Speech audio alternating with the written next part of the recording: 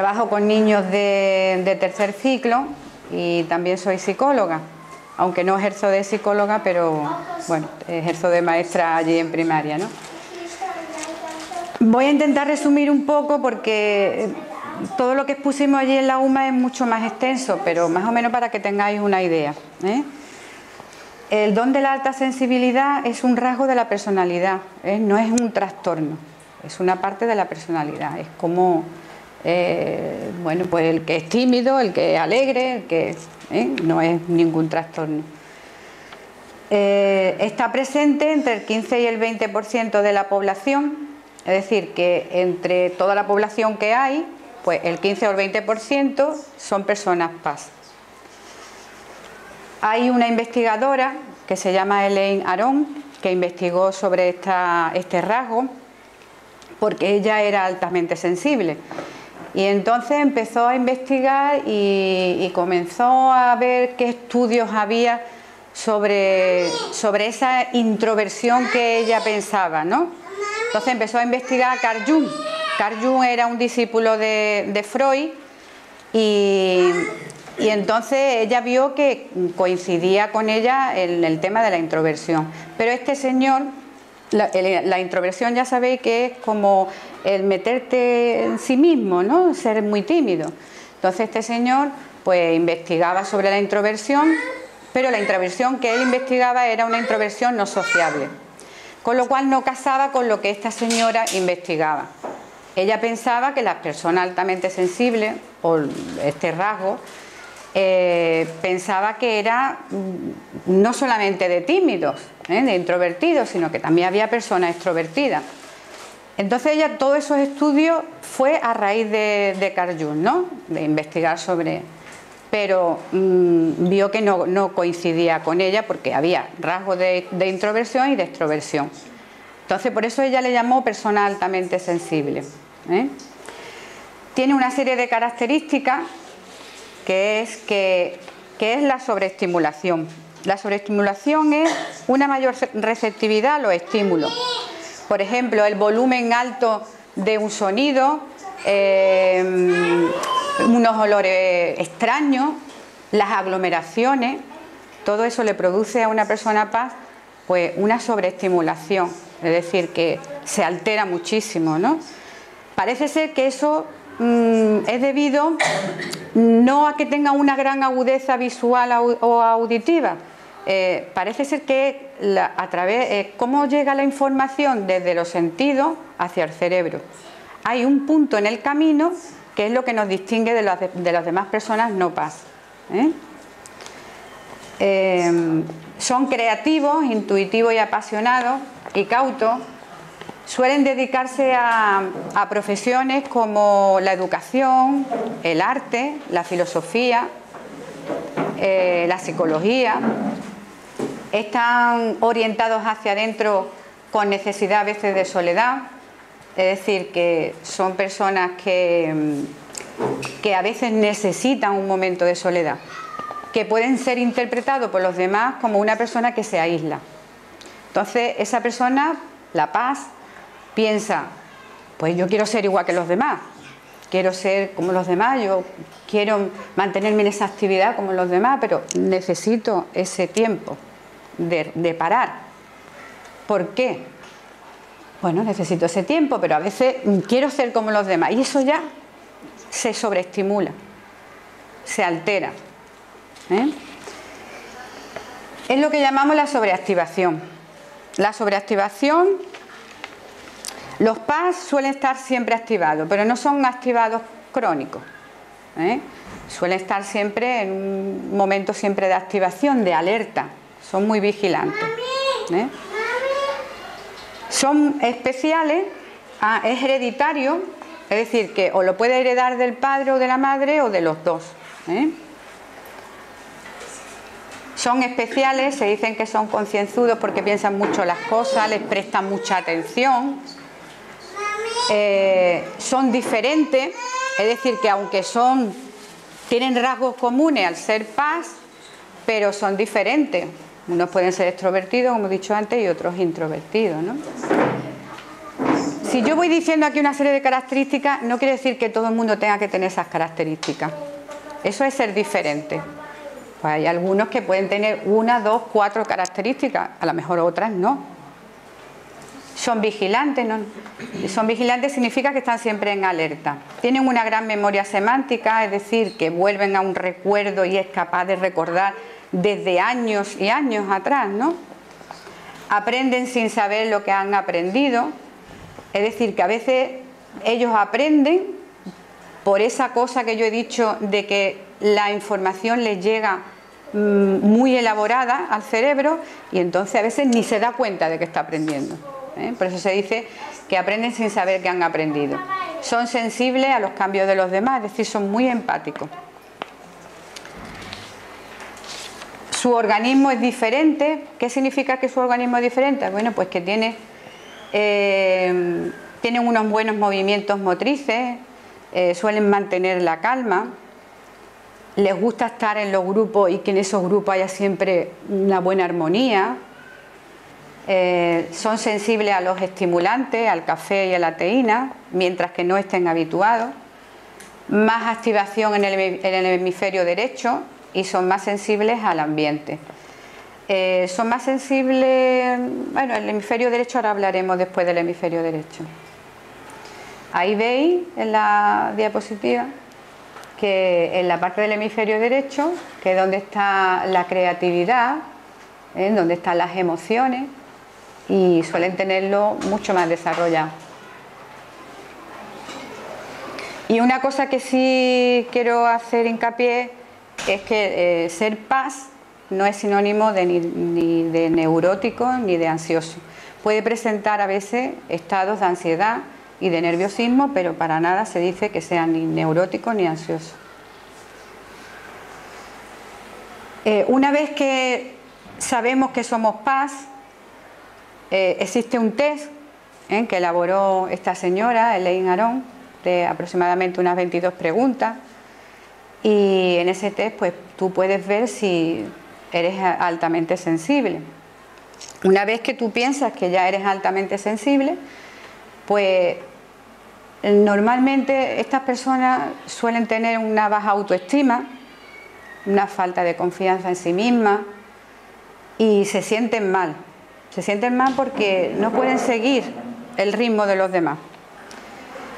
Para sentirnos bien, dos cosas importantes: reestructuración y comprender cuál es tu rasgo. ¿Cómo se comprende cuál es tu rasgo? Pues conociéndonos por dentro, cómo somos, nuestro cerebro, cómo funciona. La reestructuración significa que una vez que tú sepas cómo tú funcionas, cómo tu organismo y cómo tú eres, y tú lo comprendes, entonces ahora yo reestructuro y digo, voy a cambiar mi manera de pensar sobre mí, voy a cambiarlo. Al comprender tu rasgo, nosotros esto lo podemos observar desde el nacimiento. Parece ser que lo que es la sensibilidad en sí es debido a dos estructuras cerebrales que tenemos. Solo la sensibilidad. Todos somos sensibles. Yo considero que todo el mundo es sensible. Lo que pasa es que hay otros que tienen una alta sensibilidad. Pero en sí la sensibilidad es el equilibrio entre dos estructuras cerebrales. Hay una estructura cerebral que se llama sistema de activación conductual, que es la que nos acerca a explorar. Esto aparece a los 2 meses de edad.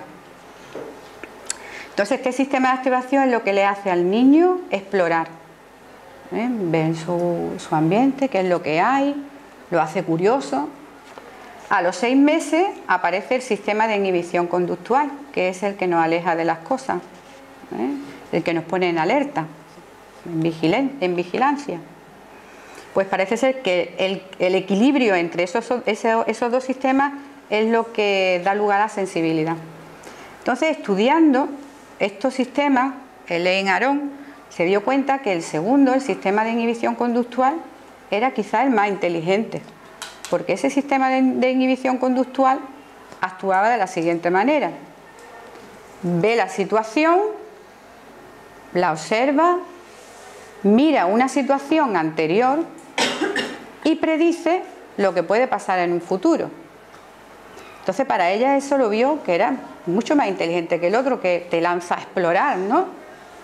Primero lo ve, la compara con una situación anterior, si es buena o es mala, y ya puede predecir cuál sería el futuro.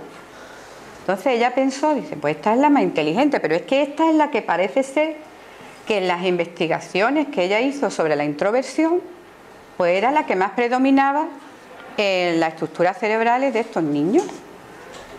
Y entonces ella le llamó de otra manera, le llamó detención-comprobación. Me detengo, compruebo y o exploro o me quedo donde estoy. Entonces esos dos sistemas cerebrales, dependiendo si el sistema de activación conductual es muy débil, y el sistema de detención-comprobación es moderadamente fuerte, da lugar a unas paz calmada, silenciosa y satisfecha de su vida. Si el sistema de activación conductual es muy fuerte y el otro también es muy fuerte, pues da lugar a personas paz, ansiosas, cautas y audaz. Pasamos a la anterior a esa también, eso. Entonces, hemos dicho, a los 2 meses aparece un sistema, ¿no? El sistema de exploración. A los 6 meses aparece el de inhibición, pero a los 10 meses ya están los dos juntos.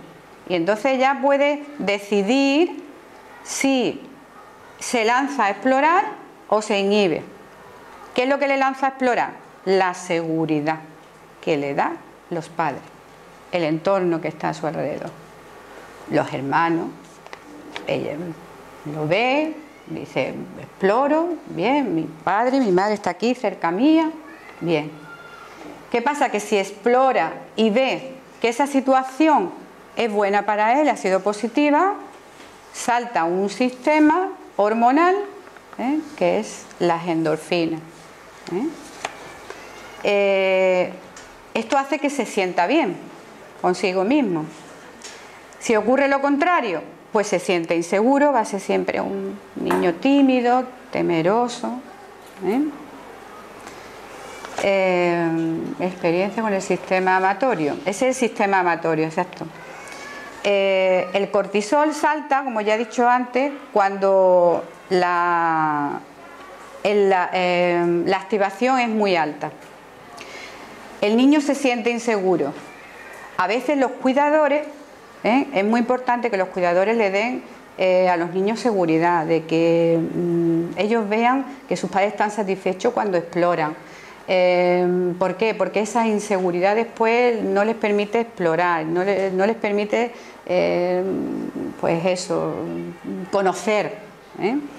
Entonces, cuanto más inseguro esté, el sistema de alerta salta más y el cortisol se eleva mucho más. Y al elevarse mucho más, pues ese es un sentimiento de que no se siente bien, porque su cuerpo está siempre activado, sus palpitaciones, dolor de barriga, dolor de cabeza. El cortisol es lo más importante, pienso yo, que en las PAS, y debe de controlarse. Entonces, para eso voy a dejar paso a mi compañera que nos va a hablar sobre meditación, nos va a hablar sobre mindfulness, que yo creo que va a venir muy bien. Buenas tardes, mi nombre es Isabel Semperes, soy psicóloga y soy orientadora también en un colegio en Málaga. Y bueno, tal como ha dicho Paqui, mi compañera, a un mayor nivel de activación emocional, pues también tenemos que de alguna manera aprender a gestionar esas emociones, ¿de acuerdo? Entonces, bueno, cuando hablamos de emociones, yo creo que son cosas que todos sentimos. Unos en mayor grado, otros en menor grado. Emociones tienen una función importante, como es la de transmitir y comunicar a los demás cómo nos sentimos. Y también otra función que nos ayuda, sobre todo en el caso de los niños hacia los padres, es el tema de también ayudar a que nos ayuden a cómo regular la conducta personal o la del niño. En ese sentido, pues claro, cuando hay un alto nivel de activación emocional, esa persona puede sentir un cierto grado de malestar. Entonces, en ese sentido, es cuando de alguna forma es muy importante el tema de aprender primero a identificar qué emociones se están dando. En ese sentido, pues cuando, sobre todo en una persona adulta, existen diferentes técnicas para también aprender de alguna forma a gestionar esas emociones. ¿Cuáles serían esas técnicas? Pues existen lo que mi compañera ha comentado anteriormente, que sería la reestructuración. La reestructuración cognitiva sería en el que yo me hago consciente de cuál es una situación, qué pensamientos están ahí funcionando e interpretando esa situación, cuál es la emoción que yo siento y qué es lo que yo hago, qué conducta muestro. Entonces, ¿qué ocurre? Que bueno, en ese sentido, bajo un enfoque que sería como más cognitivo, en el que hemos dicho situación, pensamiento, emoción y conducta, pues una de esas formas sería el aprender a darnos cuenta que los pensamientos que estamos teniendo a la hora de interpretar una situación pueden que realmente no sean tan objetivos como pensamos, sino que más bien están influidos por nuestro aprendizaje, por nuestras vivencias, por las creencias que nosotros hemos interiorizado de nuestra familia, por los valores sociales que están imperando en una sociedad concreta y que nos llevan en un momento dado a una determinada situación a poder verla como más peligrosa o magnificarla o verla como que algo malo nos va a ocurrir. Como veis, normalmente ese esquema actúa de una manera casi automática. ¿Qué ocurre? Los pensamientos tienen la capacidad de que pueden ser una palabra, puede ser una frase, puede ser una imagen, puede ser un recuerdo, pero ¿sabéis lo que pasa? Que esos pensamientos están asociados directamente con unos esquemas emocionales. Nuestros determinados pensamientos nos evocan una determinada respuesta. Dentro de esa respuesta, imaginaros que la respuesta puede ser pues que en un momento dado tú te empieces a poner nerviosa porque tú tienes una cita, voy a llegar tarde, siempre me pasa igual, me van a llamar la atención, esto es muy importante para mí, no puedo fracasar. Por ejemplo, la respuesta fisiológica de esa persona es que empezaría, por ejemplo, a sudar, el corazón latería mucho más deprisa, se pondría más tensa corporalmente y la emoción que a lo mejor podría sentir sería desde nerviosismo, ansiedad, un poco de irritabilidad. Y la conducta consecuentemente sería pues de a lo mejor precipitar más sus respuestas, de ir más corriendo, de ir tensa, de ponerse seria. ¿Qué ocurre? Que en esa situación la persona, ¿vosotros pensáis que realmente de esa manera va a poder afrontar y solucionar bien esa entrevista o esa cita que esté llegando en ese momento? Generalmente no. Entonces, por eso es muy importante una determinada gestión de las emociones. ¿Para qué? Pues para darnos cuenta de que exactamente lo que está pasando. Es decir, los pensamientos son solo eso, pensamientos, no somos nosotros. Y que nuestras emociones muchas veces están funcionando porque hay una demanda del entorno a la que nosotros nos tenemos que adaptar. Pero ¿qué ocurre? Que de alguna manera es muy positivo el aprender a ser consciente de lo que está pasando, de cómo funciona nuestra mente, cómo está actuando nuestras emociones y de alguna manera, en el momento en el que tú empiezas a gestionar tus emociones, tú puedes conseguir una distancia con respecto a esas emociones. Lo primero de ello, el resultado más importante sería en que tú afrontarías una determinada situación con más capacidad, con más calma y sobre todo que tú no te sentirías particularmente molesto ni mal, sino que todo podría ir mucho mejor. ¿Qué ocurre también? Que bueno, ante todas las respuestas que nosotros damos a nivel fisiológico, esa tensión corporal, la sudoración, el latido cardíaco y tal, al ser consciente, podemos poner en marcha una serie de mecanismos como podrían ser el uso de la respiración, técnicas de relajación que nos ayudarían a encontrarnos nosotros, a bajar ese nivel de activación que nuestro cuerpo ha respondido de esa forma y consecuentemente a igualmente poder solucionar mejor la situación que nosotros tengamos que afrontar. ¿De acuerdo? Entonces, para eso, como hemos dicho antes, está la reestructuración cognitiva y está mindfulness, por ejemplo, que es otro tipo de terapia o de enfoque en el que nos ayuda a gestionar las emociones. Yo sé que esta tarde hay aquí otro taller de mindfulness, entonces yo lo que os animo es que vayáis y lo vivenciéis. ¿Por qué? Porque mindfulness no es teoría, hay que vivirlo. La verdad es que es una cosa que en el momento en el que tú lo empiezas a practicar se convierte en una filosofía de vida.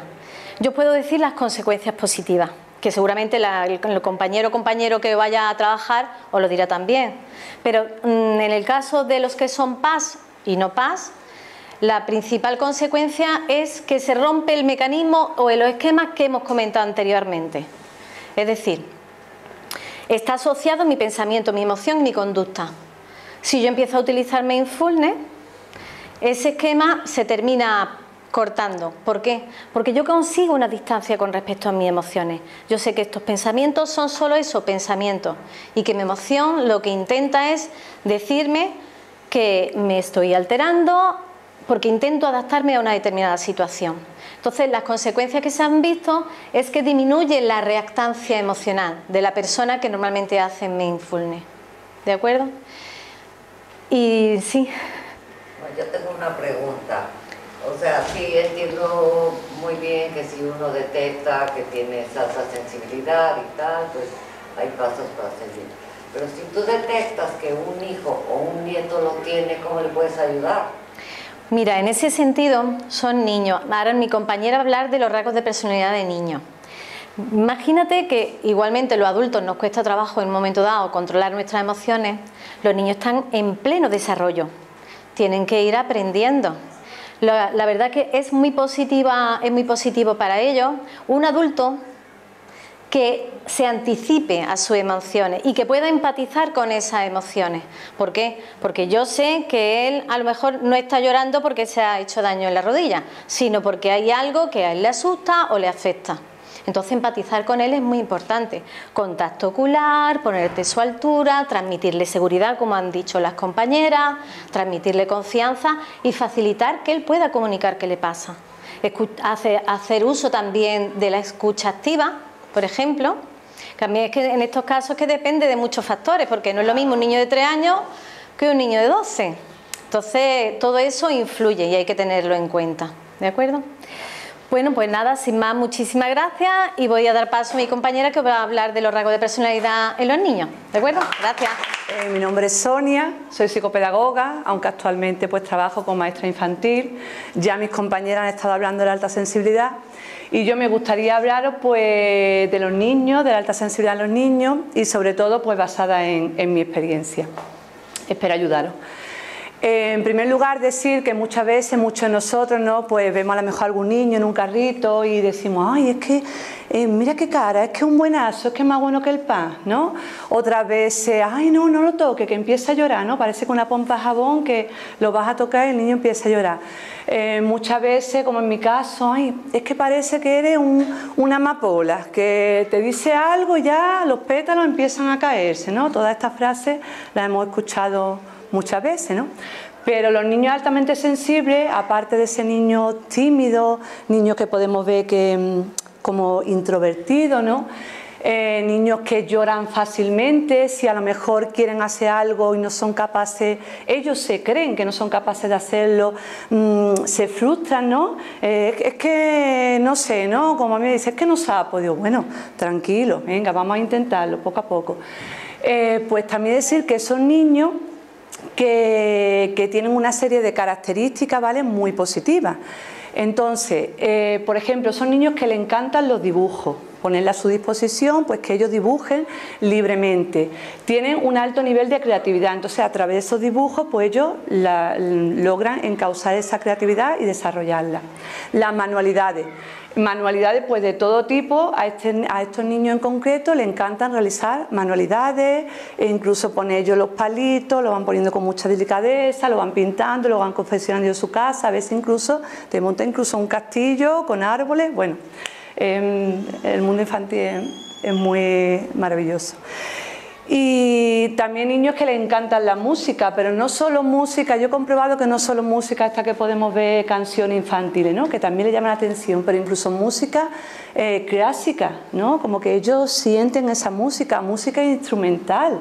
Yo, por ejemplo, ahora a mis años, pues me he apuntado en una academia a tocar el violín, porque yo sentía esa necesidad y de pequeño mis padres, bueno, pues no lo entendían, no lo comprendía, yo ahora de adulta pues lo estoy realizando y me veo en la academia niños pues muy pequeñitos tocando el piano, tocando su violín y bueno, con una facilidad increíble. Lo que yo tardo a lo mejor en 10 clases para aprender algo, ellos en una clase o en 2 clases ya lo están aprendiendo. Luego también niños que disfrutan mucho con la naturaleza. Entonces, quizás aprendizajes que son más difíciles de llevar a cabo, pues ellos con la naturaleza empiezan a coger las hojitas, a coger las piedrecitas y ellos pues empiezan, pero ellos porque le nace, porque le fluye así, a contar pues las piedrecitas, a contar las hojas, así incluso yo sus dibujos, sus interpretaciones. Y sobre todo, pues decir que algo que a mí me ha funcionado, ¿no?, con respecto a la pregunta que tú le has realizado a mi compañera, es sobre todo conectar con ellos. Yo lo que hago es, pues me siento en una sillita, me pongo a su altura, le miro a los ojos, ¿no?, y entonces yo intento transmitirles seguridad, que ellos sientan confianza. Sobre todo son niños que como todo lo sienten tan profundamente, pues cualquier ruido les molesta mucho porque ellos lo viven intensamente. Entonces intentar hablarles lo más despacito, lo más flojito y también escucharlo, porque muchas veces los niños, con las cosas de que son niños, no, ahora no, espérate, tal, entonces no, paramos, nos sentamos y lo escuchamos. Y sobre todo, algo que para mí no falla, el amor. El amor, educar con el corazón, desde el corazón y darle mucho amor, tanto en la educación como en el día a día, como en familia, como nuestros sobrinos, nuestros compañeros y cualquier niño que podamos ver en un carrito, pues darle mucho amor. Y yo quiero ser breve porque sé que hay otra charla a continuación y decir que bueno, muchas gracias a mi compañera, a Lola, por el proyecto que está gestionando de CREA y cualquier duda, cualquier pregunta, pues nada, y muchas gracias por vuestra atención.